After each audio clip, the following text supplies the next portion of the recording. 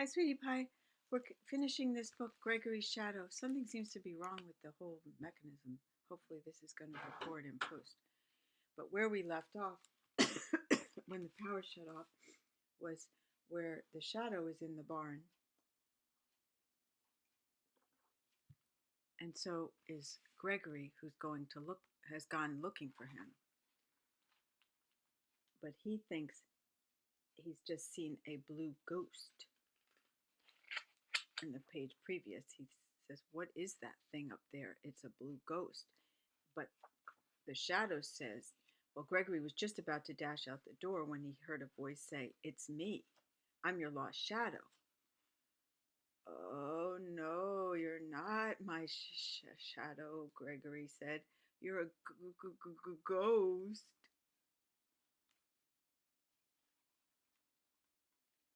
Then he ran outside. It had stopped snowing. Shadow followed his friend into the bright moonlight. Gregory wouldn't leave him behind this time. When Gregory Groundhog turned around, he was very surprised. "Why, you really are my shadow," he said. "I found you at last." "And I found you," said Shadow. "Never was there a happier pair."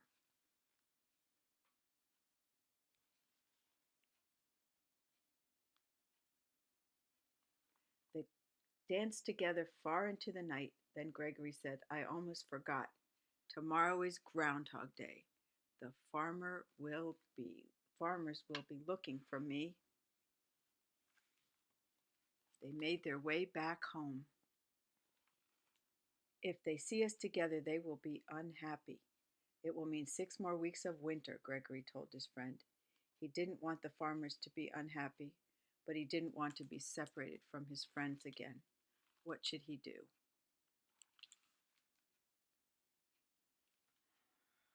could tell I love this holiday. Early that morning, farmers and their families waited to see the groundhog. They watched from a great distance.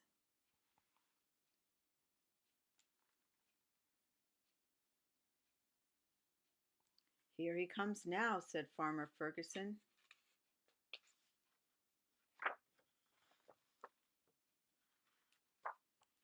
Gregory opened the door to his burrow. It was a gray, cloudy day. He sniffed the air. He saw the farmers.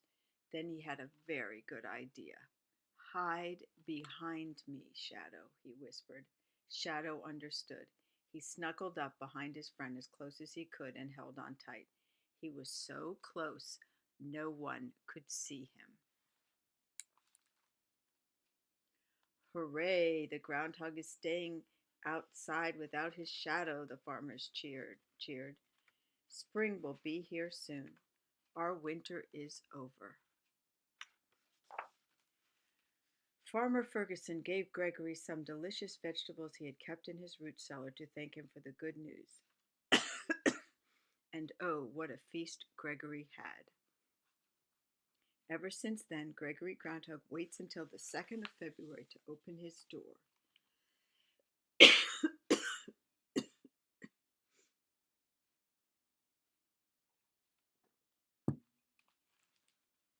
He and Shadow stay close to each other all the time, and they are always very brave. The end.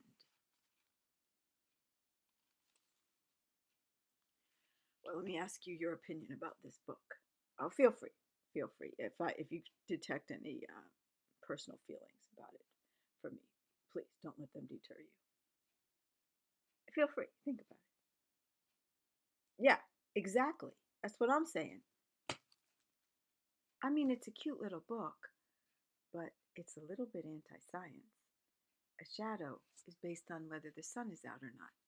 And they portray farmers to be idiots. Farmers aren't idiots. Farmers grow things. Farmers grow things using the very sunlight they're denying. With it has an effect on whether there's a shadow or not. What are we to make of this? That farmers are ignorant, superstitious, foolish, foolhardy, not a profession for noble thinking minds? It's disturbing. And shadows? We don't sort of, that no child ever says Groundhog Day. Why would one affect the other? Or is it basically saying if it's sunny on February 2nd, then spring will be longer in coming, and if it's cloudy, spring's around the bend? Well, if that's meteorologically the way it works, okay, then why go disturbing a poor little groundhog in his burrow? Would anybody want to be dragged out of their bed because of a superstition that some profession had?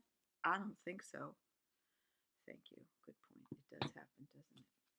Okay, well, we're going to overlook all that and just say it's a cute little book, but we're not going to overlook the actual truth behind it. Enough. I love you, sweetie pie. Thanks for looking at the sky.